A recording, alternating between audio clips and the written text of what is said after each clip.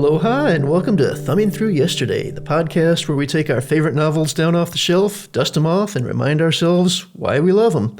My name's Tom Galley. Joining me today, we've got Tony Pasculi. Thanks again, Tom. And what are we in for today? Today, we are returning to possibly one of my favorite books of all time, The Lion, the Witch, and the Wardrobe. That's an oldie but a goodie.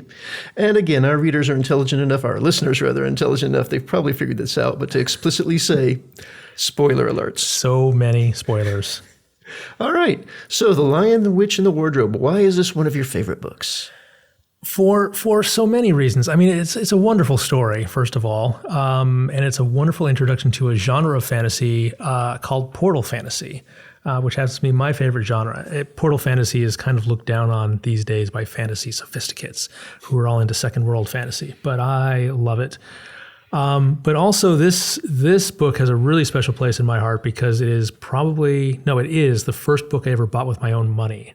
Oh, wow. I was, my mother is English, and we were visiting my grandparents in England, and they gave me some money for Christmas, and we set us loose in a bookstore and said, buy whatever you want. And I had no idea what I was buying. And I found this set of books, these 7 books in a nice slipcase. I still have them. I must have been in like 4th grade at the time. And it's like, well, they're colorful and there's 7 of them. I'm going to get those. And then I got The Lion, the Witch, and the Wardrobe and 6 other great books to go along with it. It was just amazing. So I love these books. And I have probably read this more than any other book I've ever read in my life. In fact, I still own that original set that I bought. They're falling apart now. So I've bought a second set and then a compilation book, and then I have them all on Kindle as well. So I've purchased them many, many times, and I've read them at least as many times as you read The Hobbit, probably. That's something. Yeah. I don't remember when I first read this. I think it was probably in high school. Interesting. But it might have been earlier than that. I'm not sure. Again, I didn't actually, no, it would be later because, again, my introduction to fantasy was The Hobbit, and I know that happened in high school. So this is a much younger book than The Hobbit. It's aimed at a younger reader, I would say. It feels that way to me. And it's certainly a lighter, shorter, less substantial in a lot of ways. So how was it encountering it in high school? What kind of impact did it have on you? I can't honestly say that I remember. I might be representing this wrong. I know for a fact that my introduction to The Lion, the Witch, and the Wardrobe was an animated television event, right? But as a novel, I think I didn't encounter the written word or didn't read the written word until later. I don't think I've ever seen the animated thing. I saw the live-action film that came out a few years ago. Or 10 years ago, I should say. It doesn't seem that long. Yeah. Yeah. So I love this book. One of the things I like about it, there's so many things I love about it. I love the fact that it takes place during the Blitz. That the reason that these kids are on this incredible adventure is they live in London and they're sent away because the Germans are dropping bombs on London. Mm-hmm. And so they're sent away to the countryside, which is something that a lot of people were doing at the time to keep their families safe. And they get stuck with this crusty old man in this enormous rambling house. And this struck me this time as I was reading through it, how large this house is. This house is so large that people give tours of the house. Mm-hmm. And they are able to, when a tour is going on, they are able to play at full volume in a separate wing of the house without being disturbed. That is how large this house is. It's insane.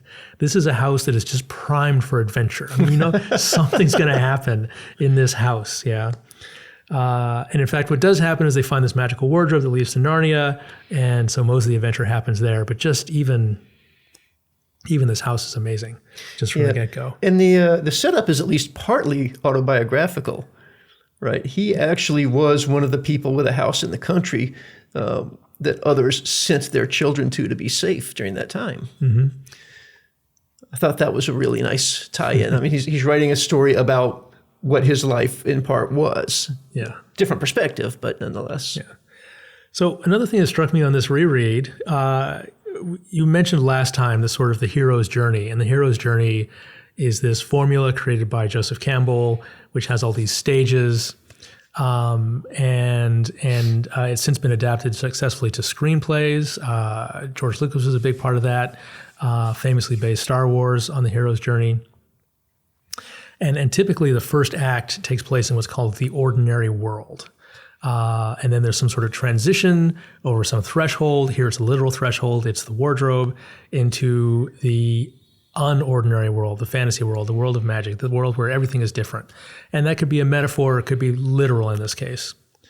But what strikes me about this is that Lucy gets into Narnia on like page 4. Mm-hmm. She's just there, bam. But she's there by herself. So the group hasn't transitioned to the magical world yet. And that takes 2 more trips before they're all there together. And so that's when the transition happens. And that is about the end of Act 1, I would say, in this book. But there's a lot of setup that happens in those first 2 trips. And to me, that's where the heart of the story is. There's a lot of stuff that happens in Narnia. There's some battles that happen. There's some evil creatures. There's witches and whatnot. The one witch. To me, the heart of this story is Lucy and Edmund. Well, it's Edmund. Edmund is really the only character. He's like Bilbo. He's the only character that establishes any kind of growth. He's the only one that even gets any kind of agency. Everyone else just gets buffeted around by events. And Edmund is like, I'm going to try to steer you guys towards this. He tries to steer his brothers and sisters towards their doom. Mm-hmm, he does indeed. But in fairness, it's for a good cause. What? For Turkish delight? More Turkish delight, absolutely. This is the best Turkish delight that ever Turkish delighted. Have you ever had Turkish delight? I don't know that I have. I have not either. I have heard from a lot of people who grew up reading the book that they went and they got their hands on some Turkish delight and were dreadfully disappointed that apparently it's a horrible snack that could only appeal to someone who was so deprived because they were living through the Blitz. Well, context does matter, you know. But it was enchanted, right? Yeah, so it was that's true. It was magical Turkish delight. So maybe we should not judge, mere mortal craft by the same standard. Yeah. But yeah, no, you're right. I mean, Lucy starts the story. Yeah. And Edmund, I'm sorry, I want to call him Edward. Edmund is just so thoroughly dislikable, from those early pages. And he stays so thoroughly dislikable for so long that by the time he does get around to seeking redemption, I don't care. I don't want him to be redeemed, honestly. Oh, that's interesting. Now, I come around by the end of the book, after he's been in Narnia for, decades and they're ruling peacefully and whatnot. It's like, okay, everybody else got over Edmund. I guess I'll get over him too. But along the way, there's just, for no reason other than to be mean-spirited. Like you say, he steers his family to their deliberate doom. But even before that, he hurts his little baby sister. His baby sister deliberately for no reason other than he can. That is so, and I love that scene, love and hate, because it's so awful what he does. So Lucy goes through the wardrobe and she has this magical adventure, but she's the only one who goes, and she comes back and she tells her brothers and sisters, and they're all like, okay, you're a child and you're imagining things. Mm-hmm. And they're very cruel to her, and she won't back down because she knows it's real. And then later she goes back again, and Edmund goes with her, and they don't meet up there, but they discover they've both been there at the same time, right? And then when Lucy says, hey, we've been in the wardrobe again, and Peter says, oh, is that true? Edmund says, yes, we've been pretending. Mm-hmm. And that's like a stab in the heart. Oh, yeah. It's so cruel. And it's because he's been tempted by the witch. And that he wants to sort of not admit that, what's going on there. And so when they do all go back again together as all the foursome, and everybody realizes, they're just like, oh, they turn on him, and they're just like, you absolute bastard. How could you do that? She was telling the truth all along, and you lied to our faces. Yep. And then, of course, he uses this as justification to try and screw them over again, right? Yeah. When he sneaks out of the beaver's house and goes to warn the queen that they have, in fact, made it, he's talking to himself, or imagined to himself, I'll pay them back for the way they just treated me. As if he didn't deserve, but I don't guess any of us usually see that. Yeah. If we have been, for whatever reason, an absolute bastard, maybe we don't know that. Yeah. Who knows? So one of the things we have to talk about is the fact that this is a Christian allegory. A weird Really? one. We do. I hadn't spotted that. It was so thinly veiled, I couldn't see it. So Aslan's the obvious Jesus figure, and that's wonderful. Some people hate it because some people are down on Christians. That's okay. I was raised Catholic. I'm now irreligious, but I was raised Catholic, and so this is a very important part of my childhood. But also, what struck me, I mean, even the first time I read this, is that it's such a beautiful story compared to the story of Jesus in the Bible, which is full of much more pain and suffering and much more gruesome and not nearly as fun to read. So I really like Lewis's take on this sacrifice in The Lion, the Witch, and the Wardrobe much better. It's like, oh, that it puts the Jesus story, frankly, in a better light for me. As a tale of sacrifice, of deliberate sacrifice for a good cause, as opposed to, God being a jerk and saying, you've got to go down and die on a cross. So I like that. But of course, the important thing of how it ties into the story is that Edmund is the one who is tempted by the tempter, which is the witch in this case instead of a snake, and has to earn his redemption. And because that's such an obligatory thing, it doesn't bother me that it happens late. Yeah. But I think Lewis does it better in a later book, Voyage of the Dawn Treader, which I almost picked instead of this one, because I think the redemption scene is so much better in that one. Have you read that? It's probably been a while since you've read Dawn Treader. It's been I remember vaguely from one of the books, there's a moment where Edmund is there, and the four of them are ruling, but they're engaged in some war. They've lost the throne. They're trying to get back, whatever. But there's a moment where they're looking for somebody who's betrayed somebody else, and Edmund interrupts the conversation to say, even a traitor can be redeemed, and then looks thoughtfully into the distance. But it's like, he's reflecting on himself. By the time we get to whichever novel that is, he has indeed grown and acknowledged his shortcomings. It's the third one in order of writing, the fourth one in order of chronology. I love the fact that from that vague description, you know exactly what I'm talking about and where it lies in the series of books. Yeah. So it's the kid who's pretty much an even worse version of Edmund, even more obnoxious, willfully obnoxious, very spoiled child, and falls asleep on dragon gold and turns into a dragon. You remember that? I do not. Yeah. Clearly, it's been a while. You wouldn't think I would remember a dragon. He turns into a dragon, and he makes the mistake of putting a bracelet on his arm. And because he's now a dragon, the bracelet is human sized, and it pinches his arm. And it's horribly painful. And Aslan comes to save him. And he says, okay, he learns his lesson. He's ready to be good. He's crying. He's sobbing. He's miserable. He's very heroic in dragon form. He managed to save the crew of the Dawn Treader from some threat, I forget what, by flying around being a dragon, even though he's in horrible pain the whole time, and even though he thinks he's condemned to be a dragon for the rest of his life. And Aslan comes to save him and says, okay, if you're ready to give it up, you just need to tear off your dragon skin. You're still in there. The core of who you are is under there. Just tear off this dragon skin. And he's scrabbling at his scales with his dragon claws, and they're coming off a few at a time, and he thinks he's making progress. And Aslan goes, no, and he sticks out a claw, and he goes basically down to the spine and just rips him in half. And it's the most visceral moment. It's like, that's what you have to do to get back in good grade. You can't just like make these sort of, I'll get up early every morning. I'll eat a proper breakfast. Mm-hmm. It's like, no, you got to dig down deep to the core of who you are and fundamentally reshape your life if you want to get back in my good graces. It's intense. It's an intense bit of business for a children's book.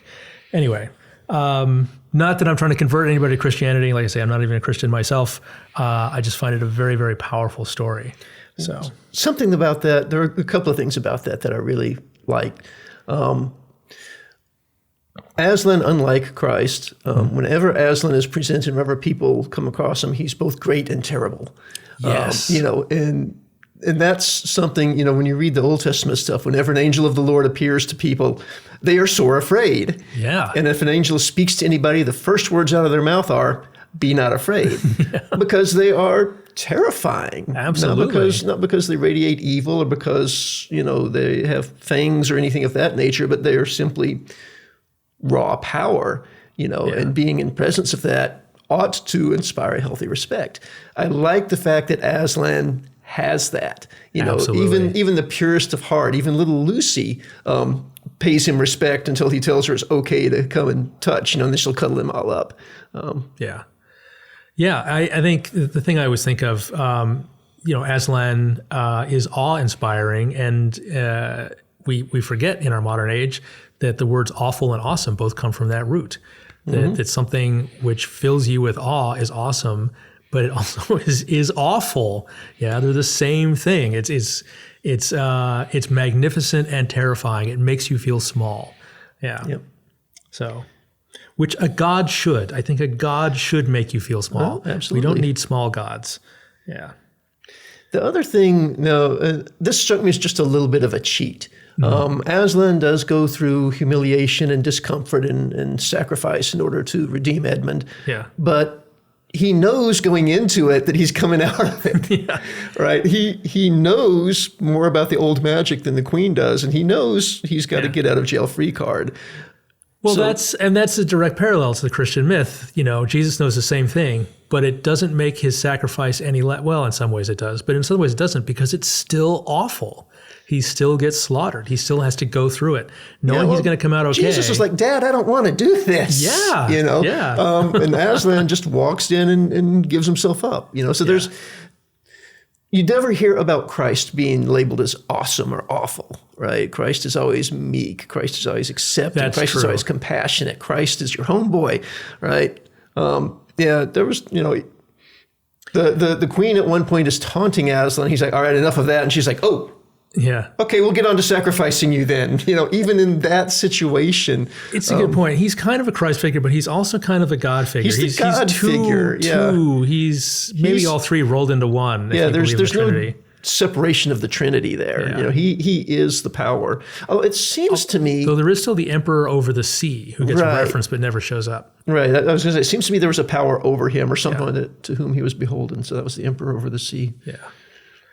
So speaking of the mythology here, one of the things that really struck me this time, bothered me this time, what is Father Christmas doing in this book? Right?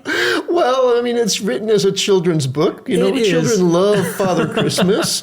It's a way to make it's a way to make an endless winter awful. It's like, well, it's endless winter, but that just means it's going to be Christmas all the time, right? No, it's always winter, but never Christmas. They say that several times. You know what? I didn't attach any significance to that reading through it. The significance of it's not a fun winter. Yeah. But you're right. You can't have Christmas without having the Christ myth in place. And Aslan is, So how does that work? I don't know how that works. I think so. Here's how I think it works. I've been thinking about this because C.S. Lewis wrote another trilogy called the Space Trilogy, where Christ is unique to one world. Christ shows up on Earth, but there are intelligent creatures on other planets, and they have had their own ways to find God on these other planets. But once Christ shows up, that's the way, and everybody else in the universe then switches, to becoming Christian once Christ shows up on Earth. And I think that's maybe what he's working with here. Is there are multiple parallel universes, and Aslan is, sort of a Christ parallel, but Jesus is still a thing on this other world. So that's why Father Christmas. That's the only way I can make it work. Yeah. Otherwise, it's very weird. There are multiple parallel universes in this, right? Yeah. Oh, yeah. There's even more because you read The Magician's Nephew. Yeah. So the book that I read, and again, this was a book. It's one of those bound hardcovers. It's the entire Narnia collection. The thing weighs 7 or 8 pounds, and it has sharp corners. It even has a little red ribbon that you use as a bookmark. Oh, lovely. It's very difficult to hold it. The corners park you. But anyway, it is assembled in order of Narnia chronology. So the first book is The Magician's Nephew, and then the second book is The Lion, Witch, and the Wardrobe. So I just started at page 1 and plowed on through. But in Magician's Nephew, right, when the children, and again, the children are the pivots of the story here, but when they're transitioned off of the earthly plane, they come to a plane that is nothing but doorways to other planes. And when they ultimately end up, they explore a couple of places, they awaken an evil queen who chases them to Earth. They eventually get her off of Earth and end up in a nothing And while they're in the nothing, the sun comes up and Aslan appears and wills Narnia into existence. Yeah. But again, that was the last book that was written, and the next to the last one that was published, I believe. There's a surprising amount of discussion on the internet about what order these books should be read in. I think they should be read in the order that they were published, with the exception of The Horse and His Boy, which should not be read at all. Good to know. Yeah. But yeah, reading the little excerpts here and there, the author never intended to write a second book. Yeah. And having completed a second book, he never intended to write a third book, and later we end up with 7. Yeah. But by the time we get around to the prequel, maybe stuff had slipped out of his mind, or certainly the story had evolved. So the prequel kind of sets up The Lion, the Witch, and the Wardrobe, and kind of introduces some problems for The Lion, the Witch, and the Wardrobe. Yeah. I think I love that book. It's a terrific book, but I don't think it's a great introduction to this world. I think the perfect introduction is going through the wardrobe into a fantasy universe that's just next door and is wonderful, wonderful and terrible in equal measure. Yeah. I kind of agree, because I found myself, as I was reading Lion, the Witch, and the Wardrobe, I found myself analyzing, wait a minute, does this track from what I know from The Magician's Nephew? It's a deep cut. It gets heavy into the lore, and it's a lot less about the story. Well, there's a great story, but it gets deep into the lore. It's kind of metaphysically dense, and it's it's like starting with the Silmarillion instead of the Hobbit. So Indeed. So speaking of another thing that struck me this time, Bacchus is mentioned in this book. Bacchus is real, and Bacchus is in Narnia. I don't recall that. Yeah, and that's like, what? What is Bacchus doing here? He doesn't belong in this world at all. He certainly is hard to pull into the Christian parallel. Yeah. This is when Lucy is talking to Mr. Tumnus, and he's telling her all about the nymphs and the dryads and the fauns, about feasting and treasure seeking in the wild-bred dwarfs and deep mines.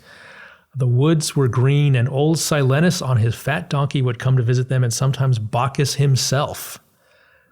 Yes, and then the streams would run with wine instead of water. It's like Bacchus is the Roman god of wine and revelry, and he's hard to make compatible with the Christian myth, let alone the Narnia myth. Now you've got 3 different things happening all at once. Yeah, there's a lot going on there. Well, I mean, if we were to look for meaning in that, do any other theologies appear in here? Any other godly structures? Well, it's interesting. Silenus is usually partnered with Dionysus. So Silenus is Greek, I believe, and Bacchus is Roman.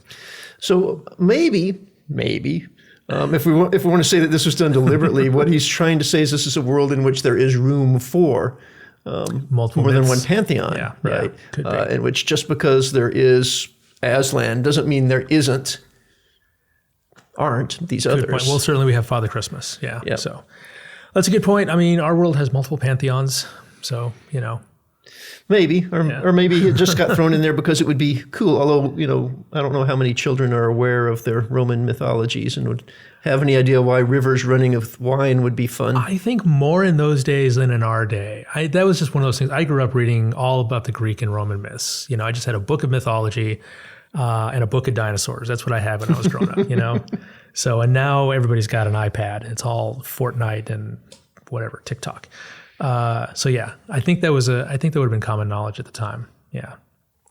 These kids are pretty sophisticated, I think, Maybe not quite as sophisticated as Half Spacesuit Will Travel, but they're not as technologically or scientifically sophisticated, but Peter, how old is Peter in this book? Is he 12?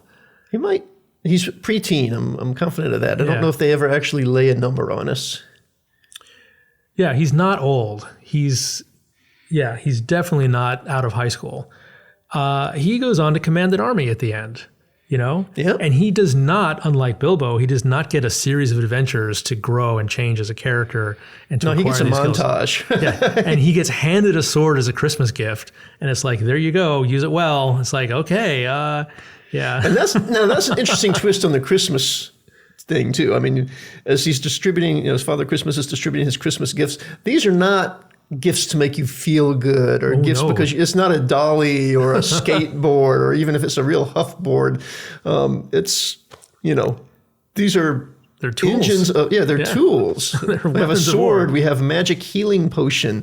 I'm blinking on the others. Susan gets a bow. Oh, that's right. Edmund isn't there, so he doesn't get a gift. Ha.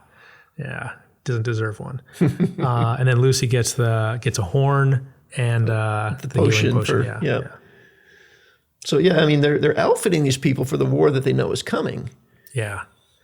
Well, again, that's very much in line with Christian myth also, that there's a war coming. Jesus says, "I come not to bring peace, but a sword." And then when the second coming happens, there's going to be all kinds of chaos. So yeah. And in fact, this is only the first war. This is not even the big one. The big one is the final battle. Yep. So the 7th book. Yeah. All right. I'm trying to think what else struck me about this. What else struck you about this book? I remember there being more of them as adults in Narnia. In my memory, picking it up, after the war, they move into the castle, who I'm not going to try to pronounce, and then they rule and they grow and they rule wisely and their language evolves. I remember that being a much more significant portion of the book. It's one chapter at the end. Yeah, and it's not even the entirety of that chapter, but basically it says, and they grew up and ruled, and then they found themselves back in the wardrobe. Yep. Right. And maybe I'm mixing memories, faint echoes of memories from other books where we get more of that. I think you might have just made that larger in your head, because it seems like it. I mean, it's a substantial part of their lives. That brings up 2 points I want to talk about. One is the idea that all they have to do to rule wisely and well is choose to do so. It's like, wow. And you look around our modern world and it's like, I don't know. I think there's a lot of well-intentioned politicians. There's a lot of ill-intentioned politicians, but there's a lot of well-intentioned politicians that are trying to rule wisely and well, and it's just not that easy when you have conflicting interests, Yeah, and we can complicate this by the fact that they were children. Yeah, that too. When they stepped on the throne, the limit of their real-world experience, well, Narnia world anyway, is they just got out of a horrible battle. Yeah. And now they're sitting on the thrones and dispensing wisdom and justice, and the land is prospering. But because it's a fantasy world, it kind of runs on automatic, and there's not a lot of humans present. They're literally the only humans in this world. So I think the magical creatures are just going about doing their thing, and they just occasionally, negotiate some peace treaty between talking beavers and talking fish. I don't know. They don't have a lot to do. They don't have to set up an economy, for instance.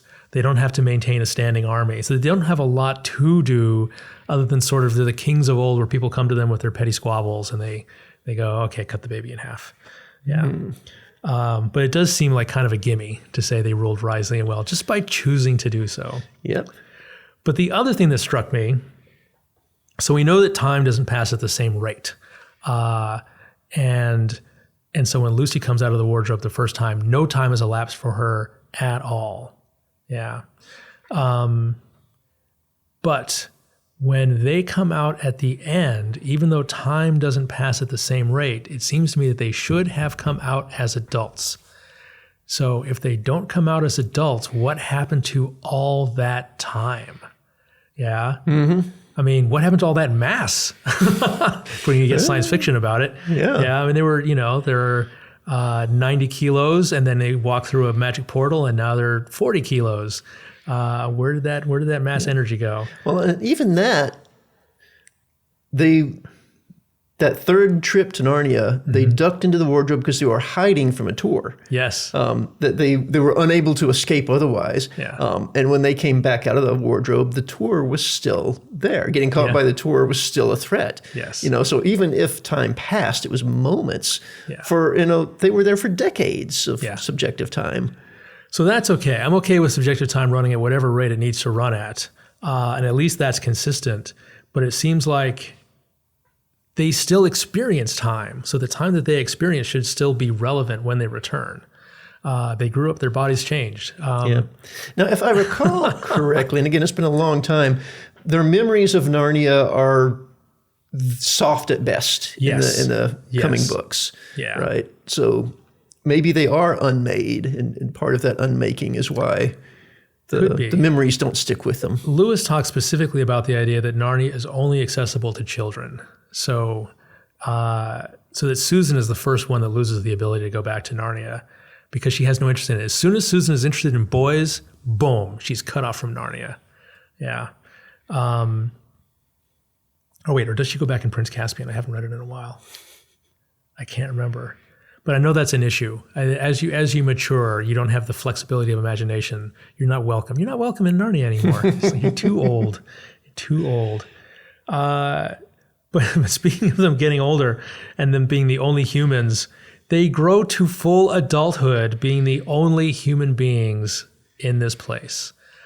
Presumably having passed through puberty and experiencing some sort of sexual urge. And that's never addressed.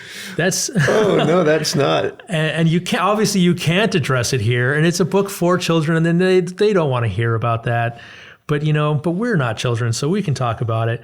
What on earth? Yeah, what were they doing? They've got to be in at least their 20s or 30s when they're the kings hunting the white stag at the end. Yeah. Hard to imagine they're sexually celibate that entire time. Maybe they were. I don't know. That was more of a thing back then.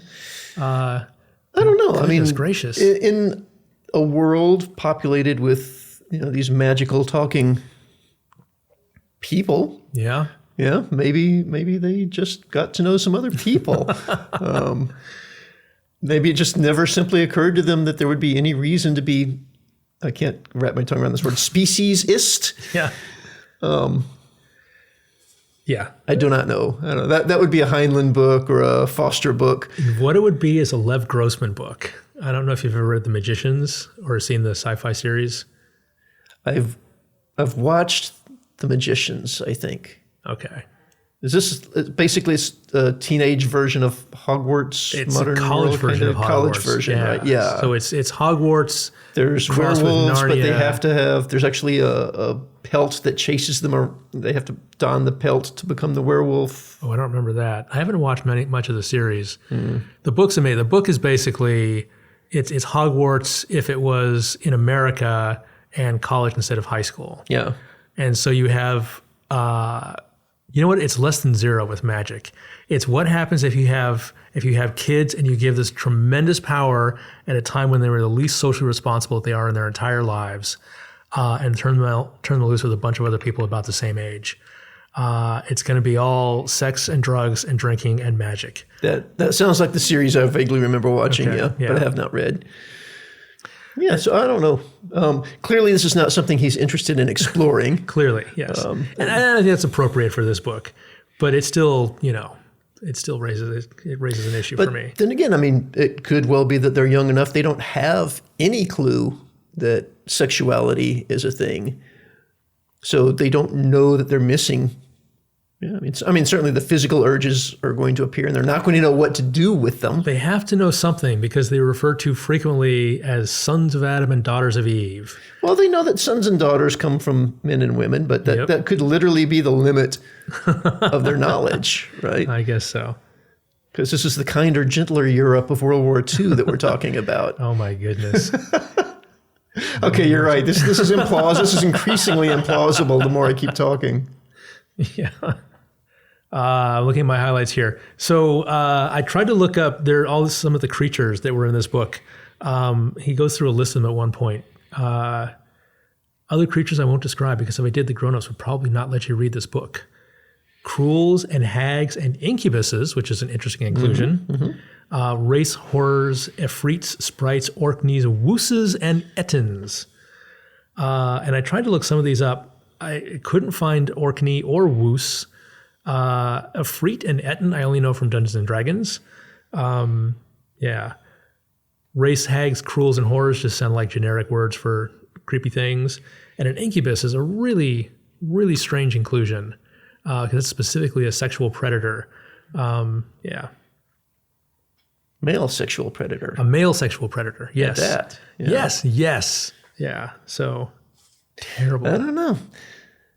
There are some of those I have not heard of, and some of those, like you, they are passing references. Maybe they appeared on an episode of Supernatural. I'm sure everything. Lord knows appeared on they an episode of mined Supernatural everything at some they point. could on that show, which is one of the things I approved of, although they didn't always get it right. But yeah, there he's dancing around stuff there, and part of that I think is just to make a kid feel more included in the story. I don't want to tell you these things because your parents wouldn't like it. Tell me more. But they're there. They're there. And I don't know how much you even need to know as a kid about what specifically they are. It's just like they're delicious words for creepy things. Yep. Yeah. So something you could trot out in class later to shock the teacher, maybe. Yeah. There's a famous, I want to say it's an English prayer, but maybe it's actually Welsh or Scottish. But it goes from ghoulies and ghosties and long-legged beasties and things that go bump in the night. Good Lord, deliver us. And sounds like it ought to be Scottish, doesn't it? And I love that, even though I don't know what the difference is between a ghoulie or a ghosty or a beastie, and a thing that goes bump in the night could be literally anything. So yeah, it's good to be inclusive. Yeah, because you'd hate for your prayer to skip over something specific and that be the vehicle of your demise. Good point. Yeah, so letter of the law, if you say, letter of the law. Lord, protect me from Fords and Hondas and Hyundais, but you forget to mention Lexuses. Yeah, you get run over by a Lexus. Yeah. I felt like there was something else I wanted to comment on with the religious parallels here, but it's not coming to me. All right, I'll give you a moment to ponder that. I'm going to ask you about a topological question. Go for it. So when all four of them get into the wardrobe and they realize that it's cold, they take the coats.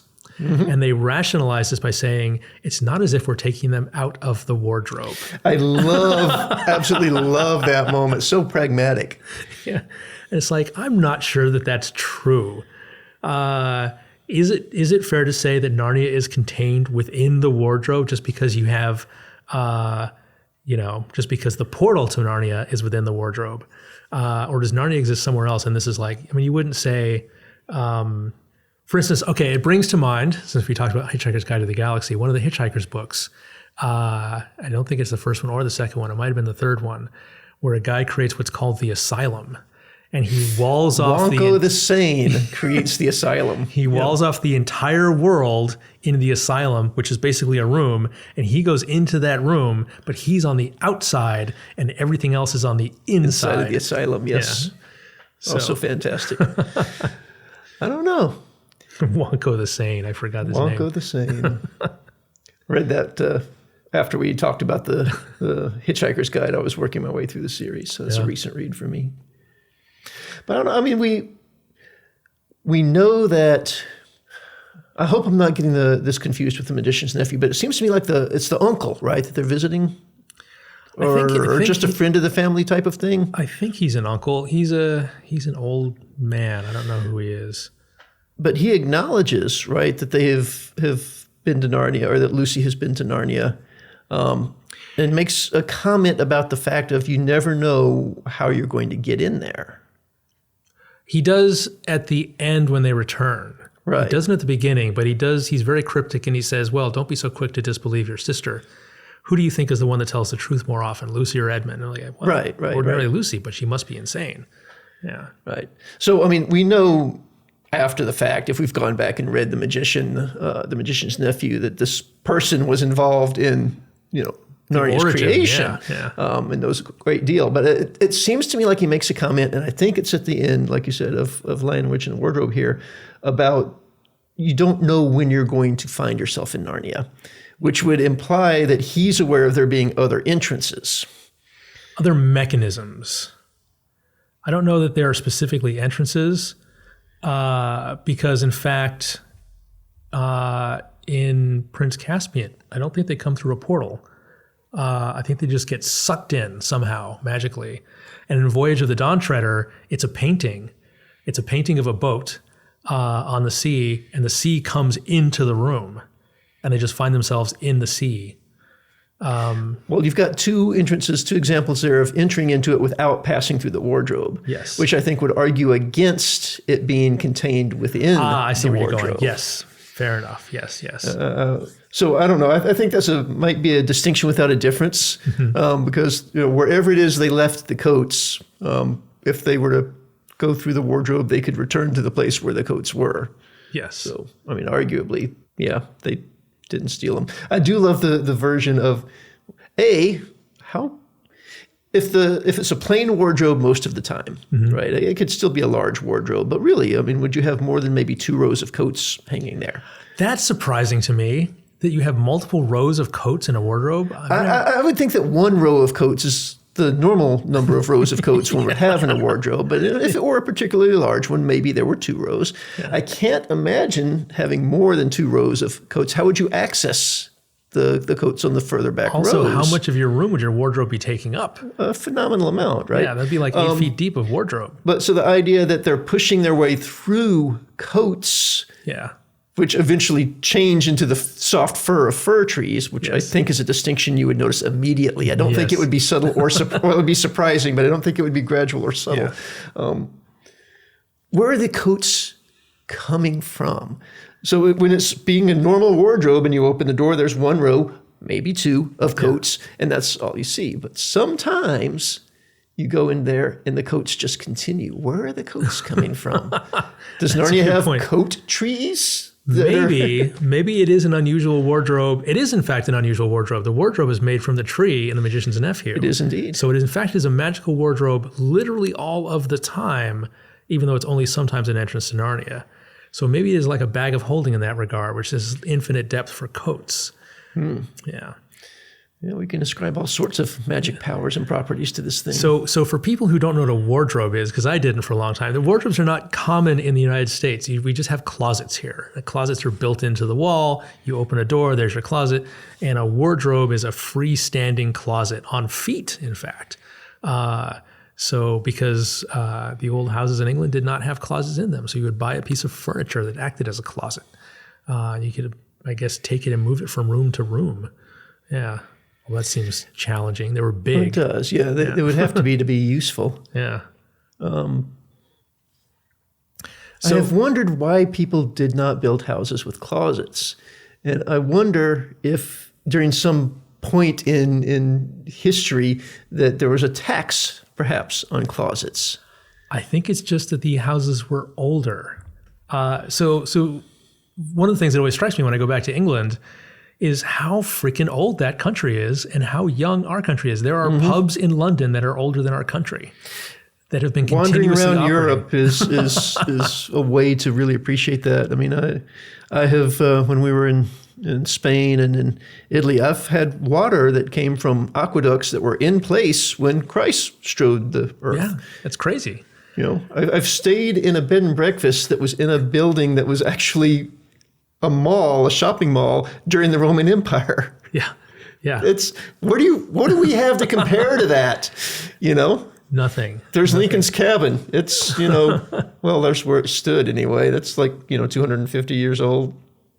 Not even. So everything in our country is shining anew. So we have these very modern building codes. You cannot legally build a house or an apartment in the United States without providing a closet. If it doesn't have a closet, it's not officially a bedroom and people cannot live in it. So how bizarre. Yeah. That's part of the building code. Even though wardrobes are a thing. It's like, yeah, you have to have a closet and a wardrobe, I guess. So I guess because they had such a tradition of building houses without closets, hundreds of years of tradition, they just stuck with wardrobes. Well, in a way, I think it opens up a certain flexibility, right? If a room is simply 4 parallel walls without irregularity, you can use it to whatever purpose you want. You're not limited to where you can put your desk or your wardrobe. Exactly. Or your chamber pot. They're nice. They've got there's something very quaintly old-fashioned about them that is charming, like a clawfoot tub that stands in the middle of the room rather than being tucked away. We don't have those either. I mean, in an old bed and breakfast, you might find one, but our tubs are these sort of plastic things that are set into the wall, basically. Very much like a closet. I almost said water closet, but that would be something else. But you get, your bathroom is like this whole molded piece that's got the tub and the shower and the wraparound, waterproof wall. So, yeah. Well, they don't have those in Narnia. Nope. Nope. Well, whatever that point was, it's just not going to come to me. So I'm going to let that go. So the professor is no relation, apparently. He is just an old professor. I couldn't remember if there was a direct tie-in or not. But how lovely of him to allow these children into his home and to take them during that time He has such a large home, he probably didn't even notice they were there. He lives in this house with a housekeeper and 3 servants. Their names were Ivy, Margaret, and Betty, but they do not come into the story much. In fact, they are never mentioned again.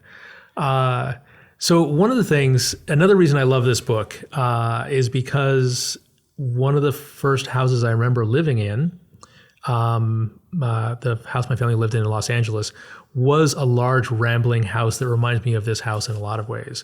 At one point they talk about, this house had wings. This house that we lived in LA had a servant's quarters, and it had a lamp post at the driveway. My. It had an actual lamp post, which is very significant in the book if you've read the book. And the doorbell was in the lamp post, and the doorbell is like, I want to say, a good 150 feet from the front door. And so there was a sign on the lamp post that said, "Ring bell at lamp post." And then you would ring the bell and then wait for someone to come up the long, long walk through the gate to meet you in the driveway. Wow. Yeah, it was crazy. And because this house was built over a number of years, as I imagine the house in this book was built, it had every wing was in a different style. So every time you went from one room into another, you would have to go up a step or down a step, or sometimes down 3 steps and then up 5 steps just to walk across the rooms. Yeah, it was crazy. It was a crazy house.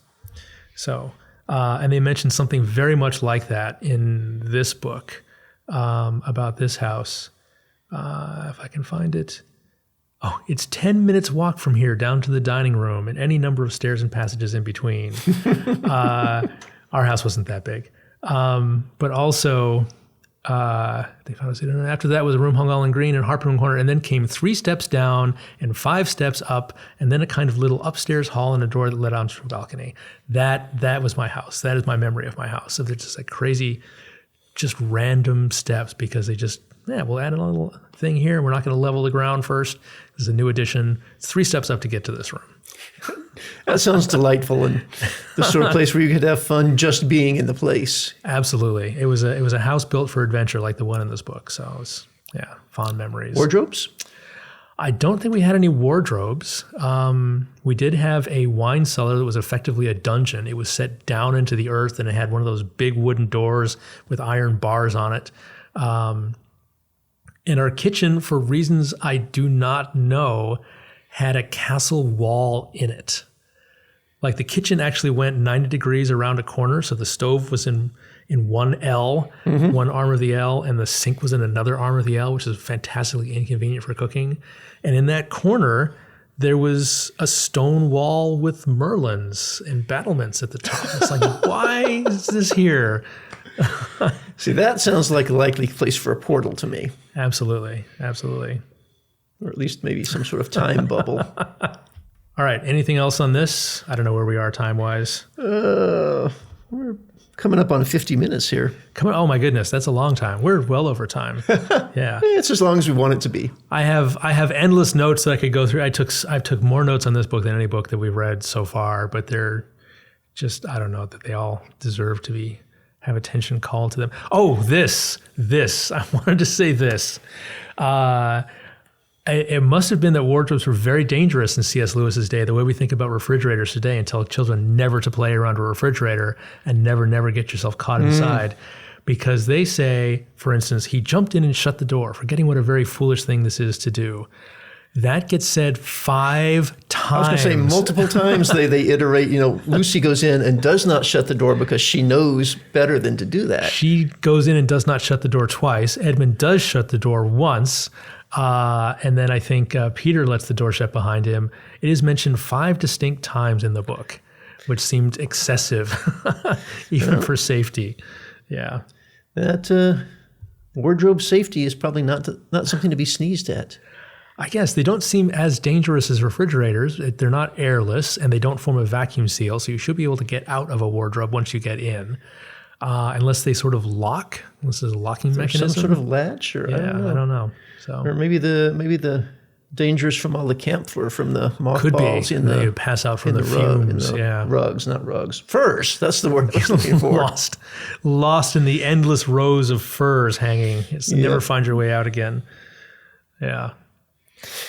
Looking back through the coats to see the light of the door in the distance, I mean, clearly this is not a typical wardrobe.